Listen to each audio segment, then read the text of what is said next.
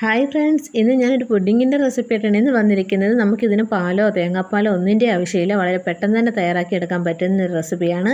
അപ്പോൾ ഇതെങ്ങനെ തയ്യാറാക്കുന്നത് നമുക്ക് വേഗം തന്നെ വീഡിയോയിലേക്ക് പോകാം. അതിനുവേണ്ടി നമ്മൾ ഏതാണോ പുഡിങ്ങിന് എടുക്കുന്ന പാത്രം അതിലേക്ക് നമുക്ക് 3 ഗ്ലാസ് തേങ്ങാവെള്ളമാണ് ചേർത്ത് കൊടുക്കുന്നത്. നമ്മളിതിലേക്ക് ജലാറ്റിനോ ചൈന ഗ്രാസോ ഒന്നും ചേർത്ത് കൊടുക്കുന്നില്ല. അപ്പോൾ 3 ഗ്ലാസ് തേങ്ങാവെള്ളം നമുക്കിതിലേക്ക് ഒഴിച്ച് കൊടുക്കാം. ഇനി ഒരു അര ഗ്ലാസ് തേങ്ങാവെള്ളത്തിലേക്ക് നമുക്കൊരു 3 ടേബിൾ സ്പൂൺ കോൺഫ്ലോർ ചേർത്ത് കൊടുത്ത് നന്നായിട്ട് നമുക്കൊന്ന് മിക്സ് ചെയ്തെടുക്കാം. അപ്പോൾ 4 ടേബിൾ സ്പൂൺ കോൺഫ്ലവറാണ് ഞാൻ ഇതിലേക്ക് ചേർത്ത് കൊടുക്കുന്നത്. അപ്പോൾ നമുക്ക് ഇത് കട്ടകളൊന്നും ഇല്ലാതെ ഇളക്കിയെടുത്ത ശേഷം നമുക്ക് ഒരു പാത്രത്തിലേക്ക് ഒഴിച്ച് കൊടുക്കാം. എന്നിട്ട് നല്ലതുപോലെ നമുക്കൊന്ന് മിക്സ് ചെയ്തെടുക്കാം. ഇതിലേക്ക് ഞാൻ 3 ടേബിൾ സ്പൂൺ കോൺഫ്ലോറാണ് കലക്കിയിട്ടത്. പിന്നെ അതിലേക്ക് വീണ്ടും ഞാൻ 1 ടേബിൾ സ്പൂൺ ചേർത്ത് കൊടുത്തിട്ട് ടോട്ടൽ 4 ടേബിൾ സ്പൂൺ കോൺഫ്ലോറാണ് ചേർത്ത് കൊടുത്തിട്ടുള്ളത്.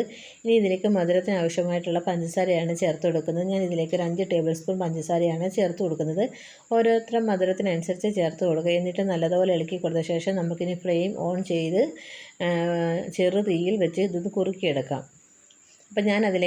അപ്പോൾ നമ്മളിതിനെ കൈ വിടാതെ ഇളക്കിക്കൊണ്ടേ ഇരിക്കണം കേട്ടോ, അല്ലെങ്കിൽ പെട്ടെന്ന് ഇത് അടിയിൽ പിടിച്ചു പോകും. അപ്പോൾ നമ്മുടെ ഒരു മിക്സ് ഇവിടെ കുറുകി വന്നിട്ടുണ്ട്.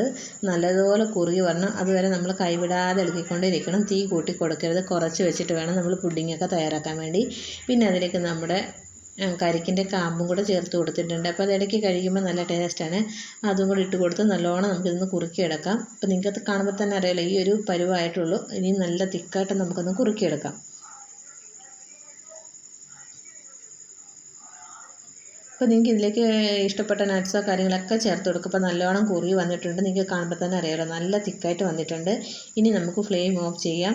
ഇനി ഞാൻ ഇതിലേക്ക് കുറച്ച് ആപ്പിളിൻ്റെ കഷ്ണം ഇട്ട് കൊടുക്കുന്നുണ്ട്. അപ്പോൾ നിങ്ങൾക്ക് ഇഷ്ടമുള്ള ഫ്രൂട്ട്സോ നട്ട്സോ ഒക്കെ ചേർത്ത് കൊടുക്കുക. അത് ഇടയ്ക്ക് കഴിക്കാൻ കിട്ടുമ്പോൾ നല്ല ടേസ്റ്റാണ്. അപ്പോൾ ഇത് ചേർത്ത് കൊടുത്തില്ലെങ്കിൽ യാതൊരു നിർബന്ധം ഒന്നുമില്ല. എൻ്റെ കയ്യിലുള്ളതുകൊണ്ട് മാത്രം ഞാൻ ചേർത്ത് കൊടുക്കുന്നതേ ഉള്ളൂ. പിന്നെ അതിലേക്ക് കുറച്ച് നമ്മുടെ ഈന്തപ്പഴം കൂടി ഇതുപോലെ ചെറുതായിട്ടൊന്ന് കട്ട് ചെയ്തിട്ട് കൊടുക്കുന്നുണ്ട്. ഇനി നമുക്ക് ഏത് പാത്രത്തിലാണോ പുഡിങ് തയ്യാറാക്കുന്ന ആ പാത്രത്തിലേക്ക് നമുക്ക് ഒഴിച്ച് കൊടുക്കാം. എന്നിട്ട് നമുക്കിത് ചൂടാറിയ ശേഷം ഫ്രിഡ്ജിൽ വെച്ച് നല്ലോണം ഒന്ന് സെറ്റാക്കി എടുക്കാവുന്നതാണ്.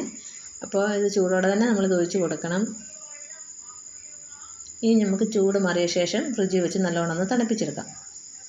ഇപ്പം ചൂട് മാറി നമ്മൾ ഫ്രിഡ്ജിൽ വെച്ചിട്ട് തണുപ്പിച്ചെടുത്തിട്ടുള്ള നമ്മുടെ പുഡിങ്ങാണ്. സൈഡൊക്കെ വിട്ട് കൊടുത്ത ശേഷം നമുക്ക് വേറൊരു പാത്രത്തിലേക്ക് ഇട്ട് കൊടുക്കാം. വളരെ എളുപ്പത്തിൽ നല്ല ടേസ്റ്റോട് കൂടി നമുക്ക് പാലോ തേങ്ങാപ്പാലോ ഒന്നും ചേർക്കാതെ പുഡിങ് തയ്യാറാക്കാം. അപ്പോൾ നിങ്ങൾ തീർച്ചയായിട്ടും ഒന്ന് ട്രൈ ചെയ്ത് നോക്കുക. എല്ലാവർക്കും ഒരുപാട് ഇഷ്ടമാകും. നമുക്ക് വളരെ എളുപ്പത്തിൽ തന്നെ തയ്യാറാക്കാൻ പറ്റുന്നൊരു പുഡിങ്ങാണ്. ഈ റെസിപ്പി എല്ലാവർക്കും ഇഷ്ടപ്പെട്ടെങ്കിൽ ഫ്രണ്ട്സിനൊന്ന് ഷെയർ ചെയ്യുക, ലൈക്ക് ചെയ്യുക. നിങ്ങളുടെ അഭിപ്രായങ്ങൾ മറക്കാതെ കമൻറ്റ് ബോക്സിൽ അറിയിക്കുക. പിന്നെ അതിൻ്റെ മുകളിലേക്ക് കുറച്ച് ബദാം പരിപ്പ് ഇതുപോലെ ഒന്ന് മുറിച്ചിട്ട് കൊടുക്കുന്നുണ്ട്. ഡെക്കറേഷൻ ചെയ്യാൻ വേണ്ടി മാത്രമാണ്. ഇനി നമുക്കിതൊന്ന് കഴിച്ച് നോക്കാം. നമ്മുടെ പുഡിങ് എങ്ങനെയുണ്ടെന്ന് നമുക്കറിയണ്ടേ. അപ്പോൾ നമുക്കിതൊന്ന് കഴിച്ച് നോക്കാം. ഈ തേങ്ങയുടെ കഷ്ണവും ഈ നമ്മുടെ ആപ്പിളിൻ്റെ കഷ്ണവും ഈന്തപ്പഴമൊക്കെ കഴിക്കാൻ കിട്ടുമ്പോൾ നല്ല അടിപൊളി ടേസ്റ്റാണ്. എല്ലാവരും ഒന്ന് ട്രൈ ചെയ്ത് നോക്കാം. വളരെ എളുപ്പമല്ലേ നമുക്കൊരു പുഡിങ് തയ്യാറാക്കി എടുക്കാൻ, അതുപോലെ വളരെ ടേസ്റ്റുമാണ്.